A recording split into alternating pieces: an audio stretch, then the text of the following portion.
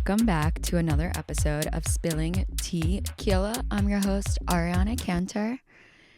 And surprisingly, there's more to spill. We're not finished spilling anything. Not even close. I am wearing a Phillies baseball shirt. And yeah, if you were wondering if this was a Philadelphia sports podcast, it is. I've mentioned this before. The one thing I really do love about Philadelphia is our sports teams. So if there's something that I'm going to represent, it's going to be the sports. Now, do I watch every baseball game? Absolutely not. When we go to the World Series, I'll watch every single one of those games. But if I go to a Phillies game, die hard. The season is just too long, in my opinion, and no one has time for that. I actually played softball when I was younger, so I know what's going on during the games. So, I can be a Philadelphia sports fan and know what's going on, but it just doesn't really matter. It does matter. That's where I'm at today. Honestly, it's about to be that time of the month, and with all of these eclipse, being in eclipse season, I am losing my goddamn mind. I feel like if one person says hi to me the wrong way, I'm like, what? And honestly, I'm not even leaving the house for anyone to say hi to me, which is pretty great of me. Not that I typically leave the house during the week anyway, unless it's for exercise. Now that you've got to know my whole life story, let's get in a little deeper. What have I been up to lately? So last week I helped my friend move, and somehow we wound up on a bender, which was wild. But we did get her moved into her new place, and it's really cute, and I'm very excited for her. I guess I'm going to blame it on St. Patty's Day. It was St. Patty's Day weekend, and we had no hopes or dreams of going out for it, but we did. We survived. And you know what? I was really hard on myself while I was hungover, but now that I'm not hungover, I have a different approach. And it kind of ties in with what I want to talk about today. It's who the fuck cares?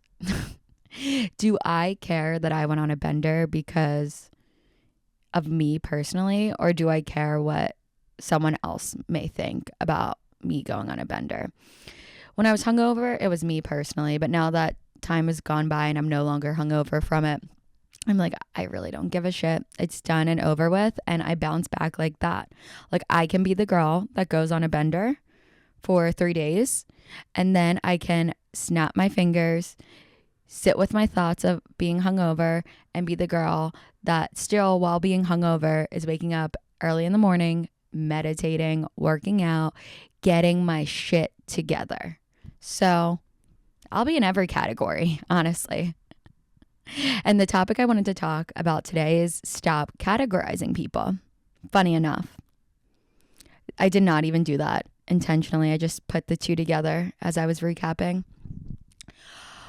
As a female, I'm so sick and tired of all the bullshit. No, I am. I really am. That's why I started a podcast. But I'm so sick of girls having to be put into categories. We're being categorized by men, girls, everyone.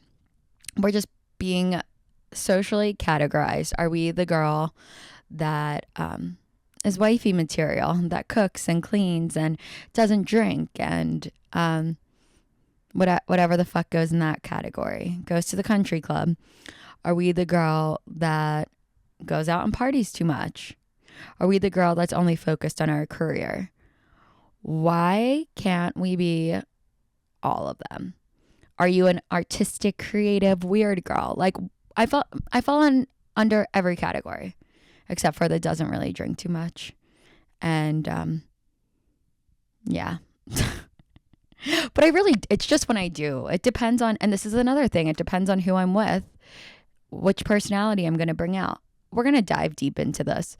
So I kind of want to go through a timeline of my 20s, of what categories I put myself in because society can put me in whatever category. It really matters what category I'm allowing myself to be in. In my early 20s, I was in the you only live once, we're gonna party. The beginning of my 20s, no rules. It's the best life I've ever lived. That's what category I was in my early 20s. I can remember just like it was yesterday, the first time I went to a nightclub. That was actually when I was 18. And I was like a kid in a motherfucking candy store. I was like, this is what being a grown up is like. This is so fucking cool. Mind you, I really didn't get the college experience. Like, I went to college and then I left, and I went to, like, while my friends were in college, I would go and visit their colleges, but I didn't get that full-blown party hard in college experience. I don't really even think that matters because I still partied. And then when I was in my early 20s, I partied some more.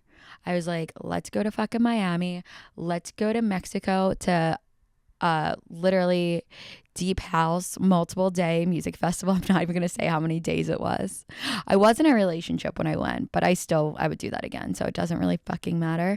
See, that's me putting myself in a category. I need to go in timeout. I'll be right back.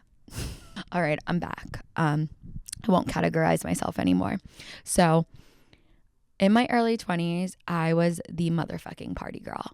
And then I would say around 23-ish, 24, I decided that, like, I had a lot of anxiety from all of the partying, and I wanted to become the workout girl. And I wanted to just, like, rebrand in that sense. And I was living in Center City, Philadelphia, living in a city where it was just, like, easily accessible to go out whenever I wanted to. I was also bartending in my early 20s. So I was, like, in the nightlife scene. And then my mid 20s, I moved outside of the city. I moved into, like, on the main line. I moved to Ardmore, which is, like, a really nice area, the suburbs, but really nice, still lively. I started focusing on my career. I got a daytime job, and I really didn't go out much. I would say until COVID hit, when I was like 26, I started going out again. Yeah, so whatever. So the mid 20s, I start going to a cycling class. I become obsessed with it. I think I'm going to become a cycling instructor. I am vegan. I am just trying to be like my best self. Then COVID hits and it's all thrown out the fucking window. And honestly, when COVID hit, I lived in Miami for a hot second. I lived in Miami. One time I was actually there. I went for a weekend and I was there for 3 months. I will make a whole episode about Miami one day. But yeah. So then I went right back into partying stage. And now at 29, I can say that the last few years of my life have been a complete balance. I work out. I still love to party. I still love to eat healthy. I am not vegan. I get shit done. Like, I have my hobbies. I have my chill time. I have my bender moment. And I like this version of me the most. Out of all my in my 20s, and I know I'm going to grow into so much more in my life with all of the years I have left, however long that fucking is. This is my favorite version so far. This version doesn't give a fuck what anyone thinks, doesn't give a fuck what category I'm put in. I actually am in every category. And I feel like that should be more normalized because, I mean, it was nice to learn different things in my 20s and take different routes, figure it out on my own. But at the same time, I put so much pressure on myself. And I don't know if the pressure was really even necessary, if this is where I landed, and I'm really happy about it. And sometimes I still do feel bad about going out and partying. And it's something I do whenever I want to. I don't want to all the time anymore, but like I I'm good for a good partying scenario at least once every 2 months. And I don't see anything wrong with that. But when I do it, I still sometimes I'm stuck in the habit of it being like a setback when it really isn't. And I feel like, honestly, we're keeping people in bubbles and we're not really allowing them to show us who they are. I don't think there's one person in this world that is like one way and one way only. I don't know. I saw this guy online that wants to live like really old. I forget his name, but he wants, let me find his name. The guy that I'm talking about, he's spending like millions of dollars to live forever. His name's Brian Johnson, and like he looks young, but he also looks like very pale. That's my observation. And he like stops eating at 11 a.m., only eats this certain kind of food that doesn't harm your body. And I think that he could be put in one category. But the rest of us, I don't think that we have that much discipline. I don't think we're working that difficult towards living forever. And if you are, more the power to you. But I would say majority rules, and majority of us are a lot of different things at once. A thought that comes to mind on this topic is, why can't all people, but especially women, be multifaceted? Why can't we be the woman that can have your kids, can have her own kids, the woman that can cook, the woman that gets shit done, the woman who likes to have a good time, the woman who has style, the woman who has hobbies that are fun, that travels, that is so not boring. Anything but boring. That's out of the question, because none of us are, and we need to never act like it. Why can't we be? Why have we been put in these categories for so long that have kept us as the housewife, the mother of the children, the business owner? Like, we can be whatever the fuck we want to be. If we want to be a stay-at-home mom, if that's our dream, we can be the stay-at-home mom that still is having a good time, that still has her shit together. Or we could be, if you even want to be a mom, the mom that has a nanny, still working on her career, still there for her kids. Like, there is no limit. The limit does not exist. There are so many things available to us in our world that nothing should be off the table. I think that there has been a solution created for almost everything. And if there hasn't been, there's one that can be created for you to live your best goddamn life and not be categorized. Another thought that comes to mind is, we all have different sides of us. That, let alone, speaks volume. The version I am with myself, by myself, is my craziest version of me. I love her. I love that girl. And that's the person that like I've worked hard on to learn and love. But then there's a version of me that is different around my family, a version of me that's different around each friend that I have, a version of me that's different in front of people that I just meet. I think all of it is me, but it's a certain side of me that I'm showing that I feel comfortable showing. If I go and meet someone while I'm out having drinks, I'm not going to sit there and talk about the same thing that I would go and talk about with my mom, who I'm so comfortable with, who already knows like everything about me, and I talk about more personal stuff with. It's just different. It's a different side of me. It also depends on what that person's interest is. Me finding that out in a conversation is going to be, what I'm going to share. If I'm talking to someone who's obsessed with sports, I'm probably not going to talk about painting. It's just like, read the room, learn your audience, and make life easier for yourself. And I think that right there shows how many different sides of us that we have to ourselves, that if anyone even tries to put you in a category, they don't fucking know you. They don't know you because they don't even know the different sides that you have. And anyone who puts you in a category, I feel like that's kind of projection. Like, they're putting themselves in a category. They're limiting themselves.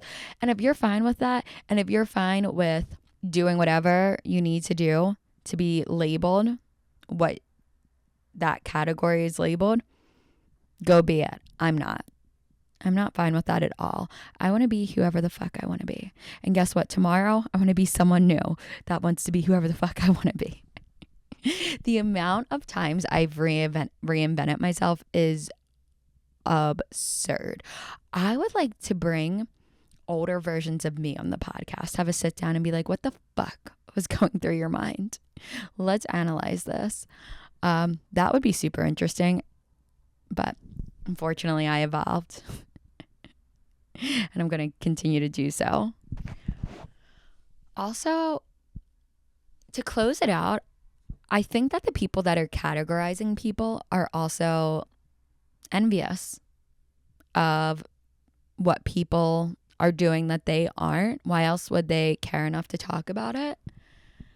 Unless the person like murdered someone, then I mean that's like crime junkie topic that I don't think anyone wants to do that, but everyone's going to talk about it. Murder mystery shit. So I think that the people that are categorizing people should know that they can do whatever they're judging. You can do it. Get yourself out of your bubble, out of your category, and join the team. Be unique. As a whole, women, we can be a million different things at once. We're beyond motherfucking powerful. And guys, stop categorizing us. Girls, stop categorizing your own kind. And everyone, have fucking fun. Stay safe out there. I crack myself the fuck up. But let's get into some questions, okay? Let's get into some questions. Enough about what I think about, what I've thought about. Let's think about what someone else has. Question number 1, have you ever met someone great you had to let go? Have you ever been in a situation where you met someone great, but you felt like they could play no role in your life and you had to let them go? For sure. Yeah. I've definitely met some great people that I've dated and there was nothing wrong with them. What was wrong is that I just couldn't see them in my life forever in that way. And something was off. And those are very sad moments. The healthy breakups are really sad too. There's still a lot to recover from. Okay. Next question. Do you agree on the take, if he wanted to, he would? Does it depend on the person? That's a great question. In my experience, I think if he wanted to, he would. And there's been times in my life where I think the person may have not known what I wanted, but at the same time, do you want to date someone who doesn't align with your wants and needs? That's like an issue in itself. And I would just say 9 out of 10 times. If he wanted to, he would. Yeah. Next question. How would you start dating again if you haven't in a while? Well, I haven't. So let's get through this together.